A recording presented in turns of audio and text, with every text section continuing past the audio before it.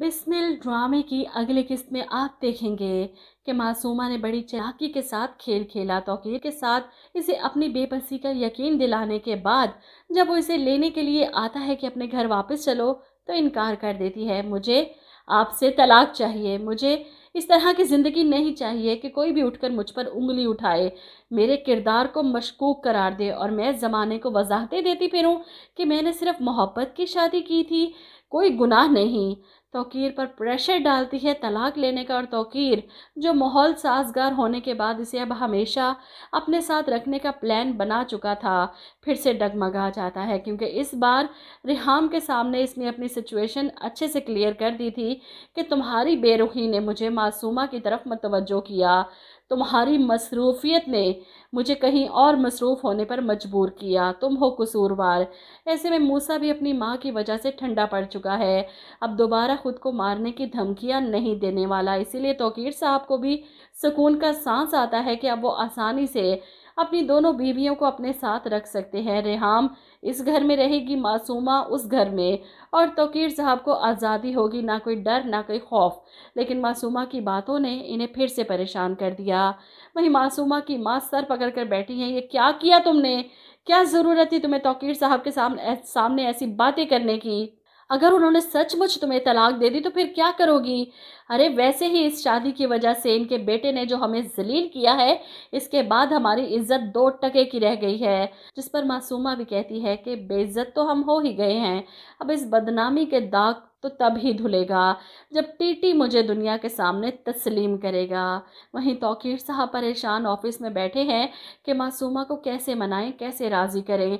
जुल्म तो हुआ है उस बेचारी के साथ, इसका चीखना चिल्लाना तो बनता था। और यहीं पर मार्था के बारे में भी तौकीर साहब को पता चल जाता है कि रिहाम को सब बताने वाली यही मार्था थी। मासूमा के घर का एड्रेस भी इसी ने निकलवाया था। मार्था अपनी सफाई पेश करती है कि मैं सिर्फ और सिर्फ आपकी फैमिली को बिखरने से बचाना चाहती थी।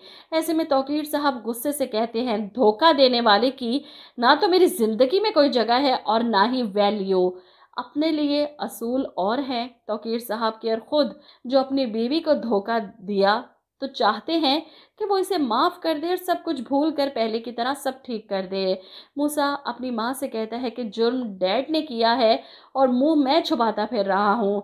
वो तो मोमल के सामने भी नहीं आता, बार बार इसरार के बावजूद उसे वीडियो कॉल पर बात नहीं कर रहा।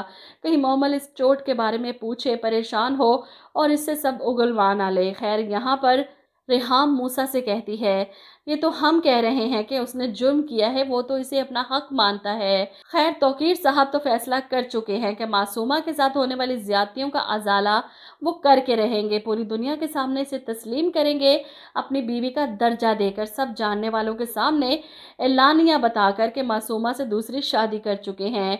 वो मासूमा को फूल भेजते हैं और 7 कार्ड भी।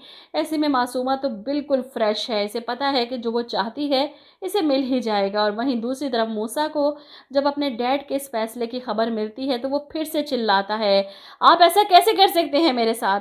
इस पर तौकीर साहब गुस्से से कहते हैं, मुझसे इस लहजे में बात मत करो। इन्हें मूसा में अपना दुश्मन नज़र आ रहा है, क्योंकि मासूमा का भूत जो सर पर सवार हो चुका है, पूरी दुनिया के सामने मासूमा को लाने का मतलब कि मूसा की मंगेतर मोमल को भी इस बारे में पता चल जाएगा और मूसा शर्मिंदा होगा सबके सामने कि बेटे की शादी पर बाप खुद अपना सर पर सहरा सजाकर बैठ गया। ये बेइज्जती, लोगों की चुपती हुई बातें, इनकी हंसी मूसा से बर्दाश्त नहीं होगी अब।